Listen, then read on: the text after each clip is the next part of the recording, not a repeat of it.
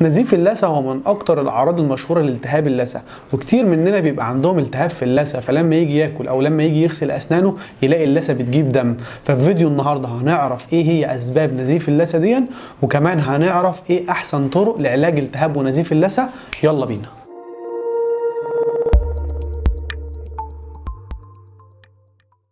السلام عليكم، معكم دكتور مصطفى هيكل، برحب بكم في فيديو جديد. التهاب اللثة ده مشكلة موجودة عند اغلبنا، والتهاب اللثة ده بيبقى عبارة عن ايه؟ اللثة بتبقى لونها احمر كده ومنتفخة كده، يبقى عندك انت التهاب في اللثة. بعكس الطبيعي، طبيعي اللثة بتكون لونها وردي ومش منتفخة وبتبقى شكلها طبيعي جدا. فلما بتيجي تغسل اسنانك وانت عندك المشكلة بتاعت التهاب اللثة دي، بتلاقي اللثة بتجيب دم. طيب يا دكتور، ايه يا ترى السبب بتاع التهاب ونزيف اللثة ده؟ سبب التهاب ونزيف اللثة هو انك مش بتغسل اسنانك لفتره طويله جدا، فطول الفتره دي الجير بيبتدي يتجمع على سطح الضروس وسطح الاسنان بتاعتك، وكمان بيتجمع على الخطوط بتاعه اللثه اللي محاوطه كل الاسنان.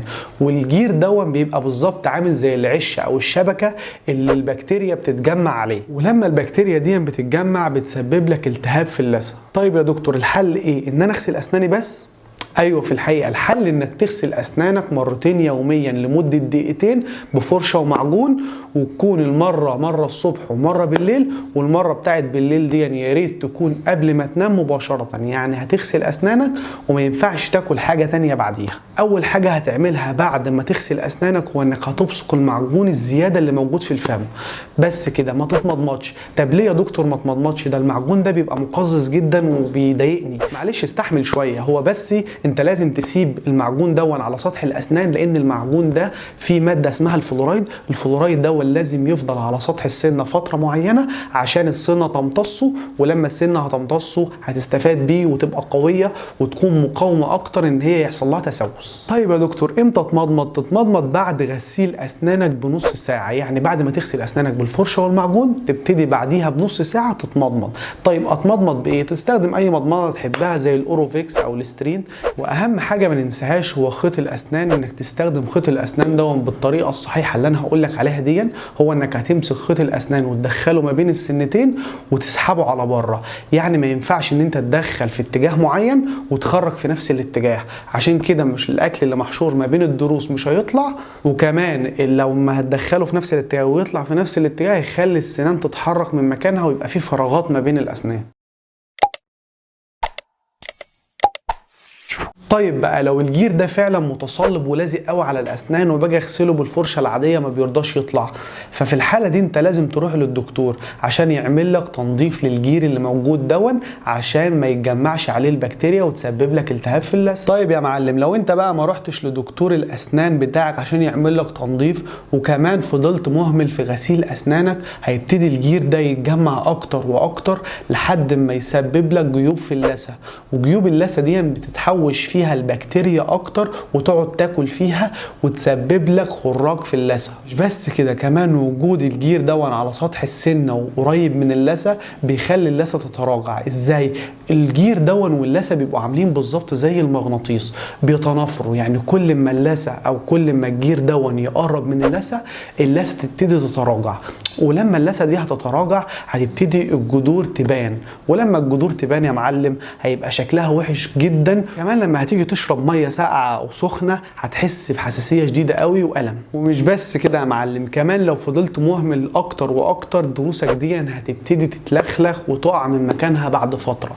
طيب يا دكتور، ايه الحل بقى اللي انا اعمله عشان اتجنب المشكله دي كلها والقصه دي كلها؟ الحل هو اللي انا قلت لك عليه البسيط جدا، هو انك هتهتم باسنانك وتغسلها بانتظام بالطريقه اللي انا قلت عليها، وهتستخدم مضمضه وهتستخدم خيط ايه للاسنان زي ما قلت بالظبط. طيب يا دكتور، هو ده بس السبب بتاع التهاب اللثه ولا في اسباب تانية؟ في الحقيقه ايوه، في اسباب تانية، منهم هو نقص الفيتامينات. زي ايه؟ زي فيتامين سي وكي. نقص الفيتامينات دي هيسبب لك مشكله في اللثه وممكن يسبب لك التهاب كمان، لانه الفيتامينات دي مسؤوله عن تكوين وصحه الانسجه بتاعه اللثه. طيب لو انت فعلا عرفت بقى ان انت عندك نقص في الفيتامينات دي هتعمل ايه يا معلم؟ واحد هو انك هتاخد الفيتامينات اللي بتبقى موجوده في الصيدليه، اتنين هو انك هتاخد اكل فيه فيتامينات زي سي وكي، وهنقولهم دلوقتي. زي ايه بقى الاطعمه اللي فيها فيتامين سي؟ زي البطاطا والبرتقال والليمون، دول بيبقوا فيهم فيتامين سي. طيب فيتامين كي بيبقى موجود في السبانخ والجرجير والخس. طيب الست الحامل بقى بيحصل لها برضو التهابات في اللثه اثناء فتره الحمل.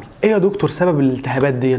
اول سبب من اسباب التهابات اللثه عند الست الحامل هو التغيرات اللي بتحصل في الهرمونات اثناء فتره الحمل. زي ايه الهرمونات؟ زي هرمون البروجسترون، لما بيحصل تغيير فيه بيحصل فيه التهاب في اللثه. طيب بس كده ولا في اسباب تانية برضو عند الست الحامل بتخليها يحصل لها التهابات في اللثه؟ في سبب كمان هو نقص الكالسيوم عند الست الحامل، فالنقص الكالسيوم ده برضو هيسبب التهاب ونزيف في اللثه. كمان الاهمال في نظافه الفم والاسنان عند الست الحامل وسوء التغذيه بيأثر برضو على اللثه وبيخليها تلتهب. الحل ايه بقى يا دكتور عشان امنع الالتهاب اللثه عند الست الحامل؟